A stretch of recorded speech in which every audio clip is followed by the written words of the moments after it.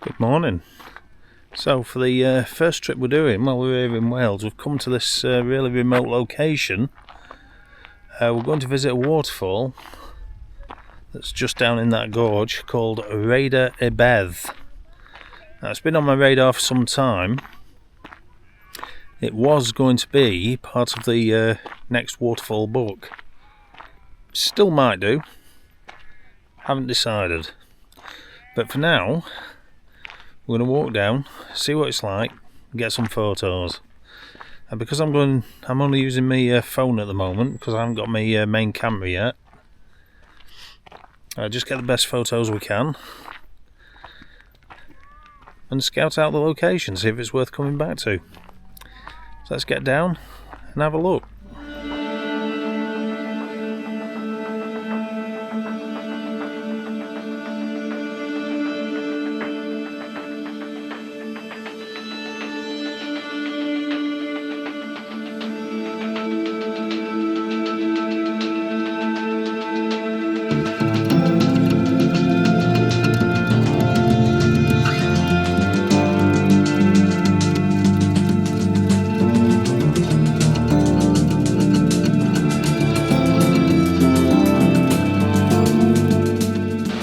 So, the waterfall I've come to see is literally right down there. Now it's a good 100, maybe 200 foot drop. As you can see, the walls of the gorge are actually quite steep, so there's no way of just walking down to it. You'd need a rope or something like that to rappel down. Now I have seen photos of this from the bottom looking up. I just can't for the life of me see anywhere where you can get down. Somebody's done it, which I imagine they've rappelled down with a rope or something like that. But yeah, I'll just come over here and I'll show you the rest of the gorge. That's just behind me. There's where the path ends. Now it does go into steep. Does go down pretty steeply, and it goes into these ferns, which means I can't see where the path goes. I'm not risking it because I've got my wife and daughter here, so as you can see, the gorge goes a long way down. I can only imagine there must be somewhere down over there somewhere, and that they've hiked up. That's all I can imagine, but like I say, I'm somewhat limited because I do have my wife and daughter with me. I'm not exploring on my own today, so I'm somewhat limited in what I can do today.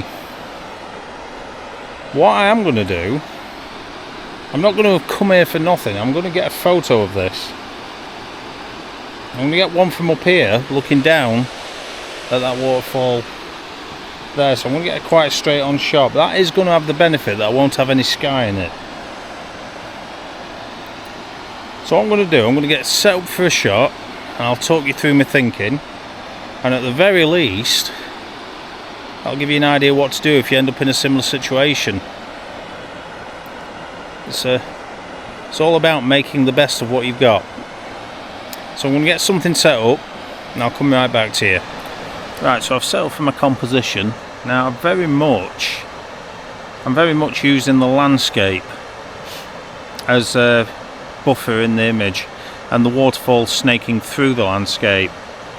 I've got a couple of shots zoomed into the waterfall, but one of my main shots is going to be this one. I'll just turn you around so you can see what I'm looking at.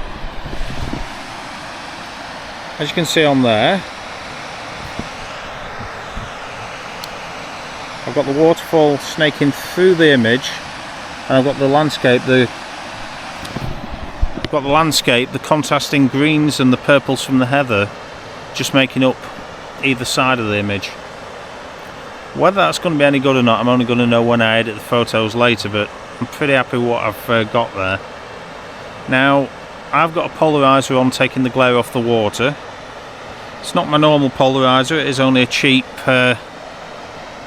polarizing filter for the camera phone. but it will do the job. I'm using a long exposure to actually get the shot I want, about a second exposure. I've also zoomed into the actual waterfall itself to get a shot of that. I'm going to put those images up now for you. One of the key things here, make sure your exposure's right. Make sure you're happy with your exposure, and use the polarizer to take the glare off the water, and that will level up the photos you get from the camera phone. I am using an iPhone 16 Pro Max. I wish it was a 17, but they're not out yet. It's the iPhone 16 Pro Max, and I'm using the Re-Expose app to actually take the long exposure. I'm also taking some shots using the normal camera app with the live photo feature, and what I'll do later on, I'll go into that and edit it to actually create a long exposure image. That's a bit of a quirk of the iPhone, but it does work wonders. It's what I'm working with until I actually get my new camera in October. Unfortunately, I couldn't do that for this holiday, so I'm working with what I've got. If those images are any good, I'll pop them up now for you, and I'll come back to end the video.